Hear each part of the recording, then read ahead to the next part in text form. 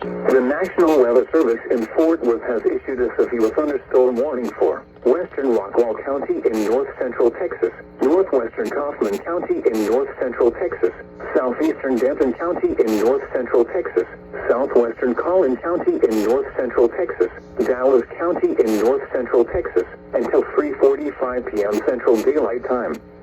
At 2:42 p.m. Central Daylight Time, a severe thunderstorm was located over Plano, moving south at 15 miles per hour. Hazard, 60 miles per hour wind gusts and quarter-size hail. Source, radar indicated. Impact, hail damage to vehicles is expected.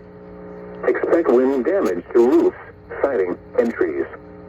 Locations impacted include Dallas, Plano, Garland, Irving, Grand Prairie, Mesquite, McKinney, Carrollton, Frisco, Richardson, Louisville, Allen, Rowlett, DeSoto, Cedar Hill, Wiley, Coppell, Duncanville, Rockwall, and Lancaster. For your protection, get inside a sturdy structure and stay away from windows.